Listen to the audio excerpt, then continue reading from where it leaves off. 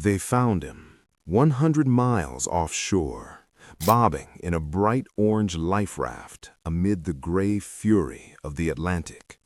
22-year-old Nathan Carman looked into the cameras of his rescuers with a gaze so calm it was chilling. He told them his boat, the Chickenpox, had vanished into the deep. He told them his mother, Linda, was gone. To the world, it was a miracle of survival. To the FBI, it was the final act of a decade-long plan.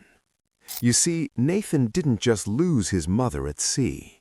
3 years earlier, his grandfather, a man sitting on a $29 million empire, was executed in his sleep.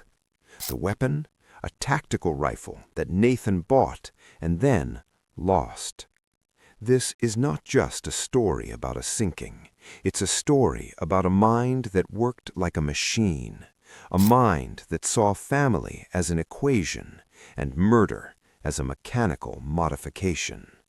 Tonight, we deconstruct the sabotage, the ghost rifle, and the evidence that Nathan couldn't escape. He thought he had engineered the perfect crime. He forgot that the ocean and the truth always find a way back to the surface. This is the Inheritance Killer.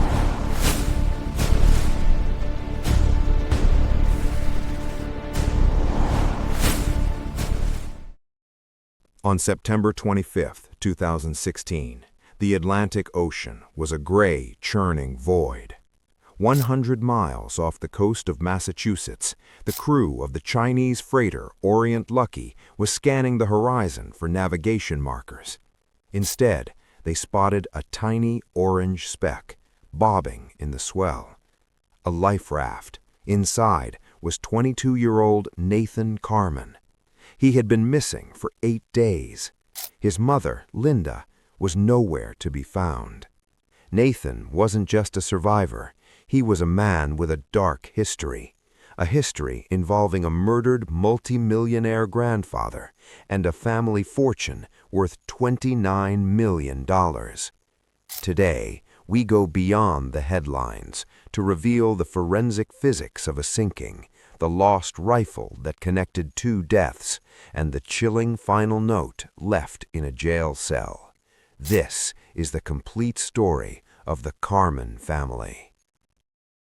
To understand the man in the raft, we have to understand the boy in the house. Nathan Carman was diagnosed with Asperger's at an early age. His mind worked like a high-speed processor, brilliant at mechanics, but devoid of social nuance. After his parents' bitter divorce, Nathan retreated into a world of maps, machines, and the doting care of his grandfather, John Chakalos. John Chakalos was a nursing home tycoon, a self-made man worth nearly $30 million. He saw Nathan's social struggles as a sign of genius. He paid for Nathan's schooling, his rent, his hobbies. But in the world of inheritance, love is often shadowed by math. If John was the source of the wealth and Nathan's mother was the heir, the logic of subtraction was simple. December 20th, 2013, Windsor, Connecticut.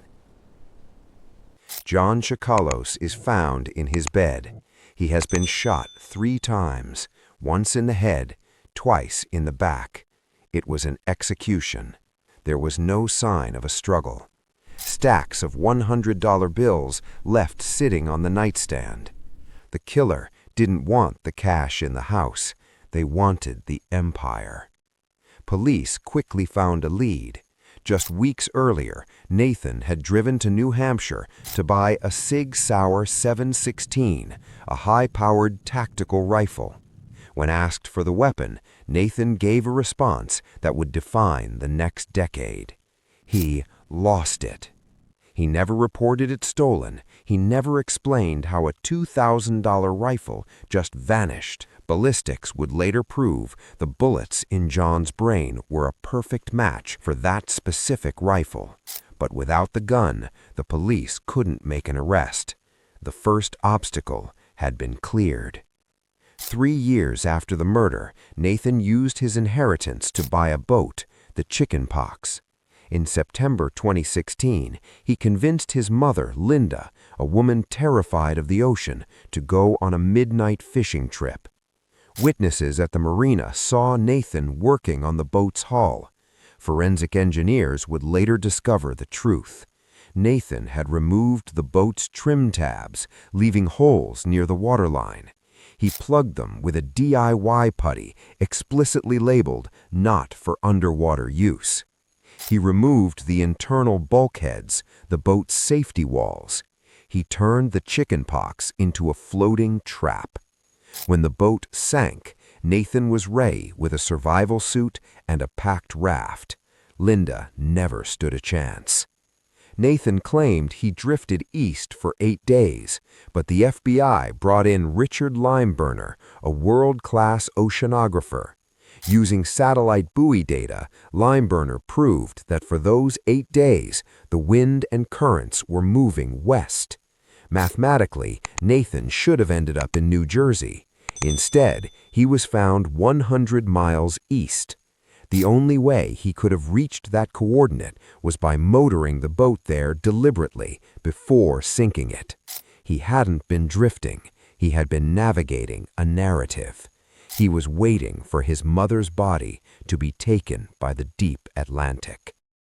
For 7 years, Nathan's aunts fought him in probate court, using the Slayer rule to freeze the $29 million fortune.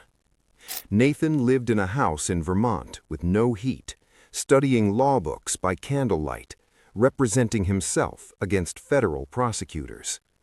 In May 2022, the FBI finally arrested him for high seas murder. But Nathan had one last move. In June 2023, months before his trial, he was found dead in his cell. He didn't leave a confession. He left a legal memo, a technical breakdown of his defense. Even in death, Nathan Carman refused to give the world an ounce of emotion.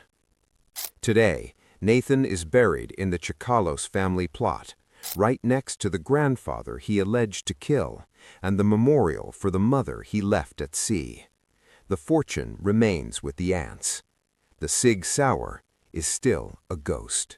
Nathan Carman was a man who tried to engineer a tragedy. He thought he could solve the problem of family with the logic of mechanics.